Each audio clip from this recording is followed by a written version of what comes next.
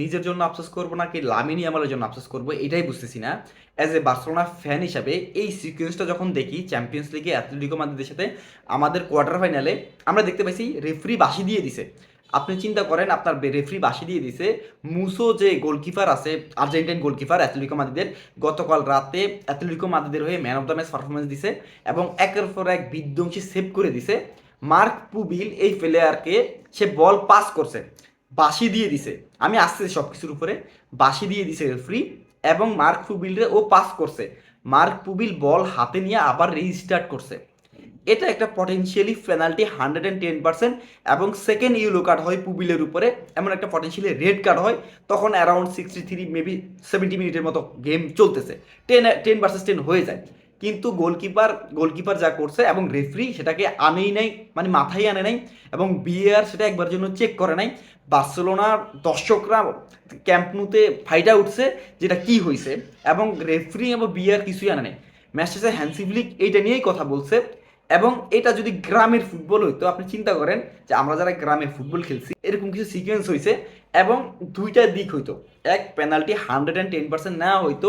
যদি 110% যদি আমরা না নিতাম পেনাল্টি, তাহলে পসিবিলিটি সেকেন্ড হইতো খেলা বাদ, খেলা হবে না।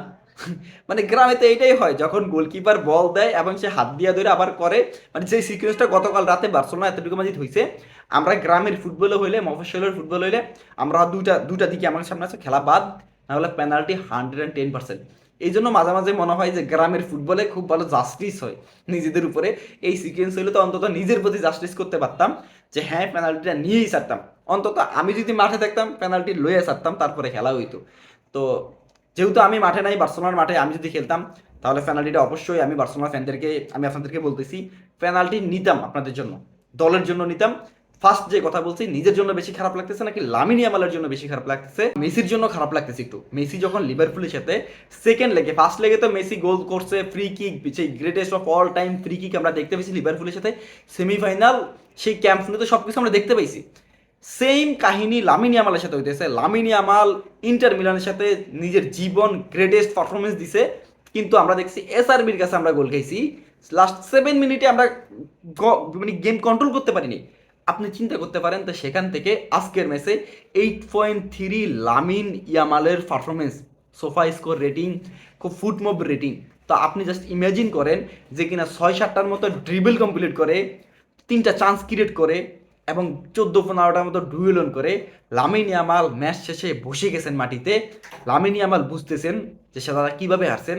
এবং এই ম্যাচের সবচাইতে বড় টকিং পয়েন্ট কুবার্সির রেড কার্ড। কুবার্সি এতটুকু করছে, আপনি one of a great defender আপনি বলতে পারেন পেপে। হ্যাঁ, পেপে যে কিনা নকআউট স্টেজে চ্যাম্পিয়ন্স লিগে এত বছর খেলে মাত্র 2টা রেড কার্ড পাইছে। আপনি চিন্তা করেন কুবার্সি কয়টা পাইছে? কুবার্সি মাত্র 3-4 বছর ক্যারিয়ারে, মাত্র 2-3 বছর ক্যারিয়ারে, 2-3 বছরই আপনি ধরেন যে মেজর খেলতেছে, 2-3 বছর বা 4 বছর ধরতে পারেন, 3 বছর ধরি, সে 2টা রেড কার্ড অলরেডি পেয়ে গেছে চ্যাম্পিয়ন্স লিগের নকআউট স্টেজে। আরাহোর সাথে থাকতে থেকে আরাহোর বাতাস চলে গেছে। একবার আমাদেরকে এরিক গার্সিয়া রেড কার্ড নিয়ে মাঠ ছাড়ে আমাদেরকে পিছনে ফেলায়, আমাদের চ্যাম্পিয়ন্স লিগ থেকে লাথি মেরে বের করাই। আরাহো 2-3বার লাথি মেরে বের করছে। এই প্লেয়ারদের আমার দরকার নেই।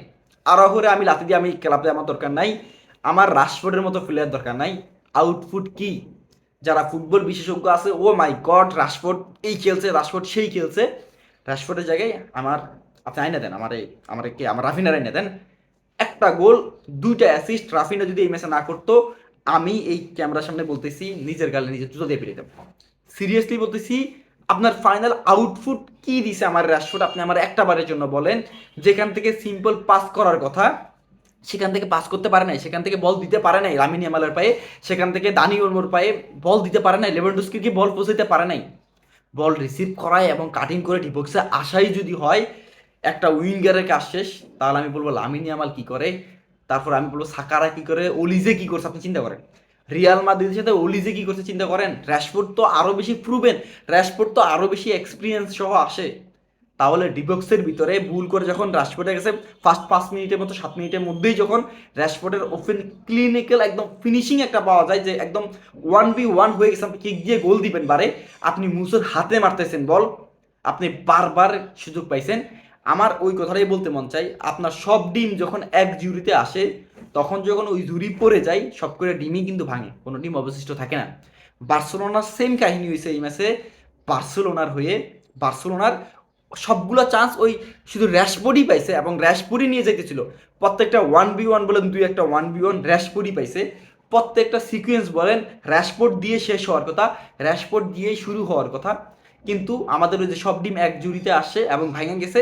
র্যাশফোর্ডের কাছে সব সুযোগ ছিল, কিন্তু সে প্রত্যেকটা সুযোগ নষ্ট করছে। এজন্য আমাদের ফাইনাল আউটপুট কিছুই আসে নাই, কিছুই আসে নাই। লামিন ইয়ামাল যতটুকু করছে, আসে নাই আউটপুট। কারণ লামিন ইয়ামাল যেগুলো box out of the box সে যেগুলো করছে, ঠিক আছে, চান্স ক্রিয়েট করছে, সে নিজেকে যেভাবে আনছে গেমের ভিতরে, ও মাই গড। নেইমারের বুথ আসে, প্রাইম নেইমারের বুথ চলে আসে গতকাল রাতে। এমন এমন সিকুয়েন্স করতেছে, পায়ের ভিতরে যেভাবে ঘুরে দিতেছে, ও মাই গড। ড্রিবলিং, মানে অনেকেই কম্পেয়ার করে লামিন ইয়ামালের সাথে অলিজের, এখানেই পার্থক্য।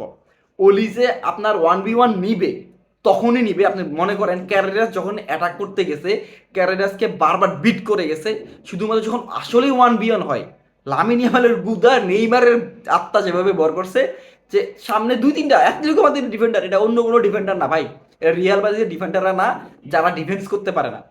এটা অ্যাথলেটিকো মাদ্রিদের ডিফেন্ডার, বক্সের ভিতরে টাইট পজিশন, পাঁচজন মিলে মার্ক করে আছে, তার ভিতরে sneaky move, impossible. Lamine Yamal greatness আমাদেরকে দেখাইতেছে। And second leg, I hope so, I hope so যে, and we will hope so যে বার্সেলোনা কামব্যাক করবে। পসিবল কামব্যাক করা। রেড কার্ড নিছি আমি, ঠিক আছে, কিন্তু কামব্যাক পসিবল, কামব্যাক পসিবল। আমি বিশ্বাস রাখতে চাই এই টিমের উপরে। হ্যান্সি ফ্লিক রেড কার্ড আমাদেরকে পিছনে ফেলাইছে, রেড কার্ড আমাদেরকে গেমে আসতে দেয় নাই। ফেদ্রি উঠে গেছে, গাবি আসছে, গাবি ব্রিলিয়ান্ট খেলছে, ফেরমিন লোপেজ ব্রিলিয়ান্ট খেলছে, প্রত্যেকটা প্লেয়ার ব্রিলিয়ান্ট খেলছে। আমি এখানে ক্রেডিট রাশফোর্ডেরও দিতে চাই, হালকা পাতলা ভালো খেলছে। শুধুমাত্র ফেরান তোরেস যতটুকুই খেলছে, আর হচ্ছে আমাদের যে বুইরা আছে, বুইরা বাদে যারা খেলছে ভালো খেলছে, ভুল ধরার কিছু নাই। রেড কার্ড নেওয়ার পরেও হোপসো চ্যাম্পিয়ন্স লিগ এই সিজন গেছে, বাদ দিয়ে দেই। কামব্যাক হইলে হয়েছে, তবে আশা রাখি বার্সেলোনা কামব্যাক পসিবল।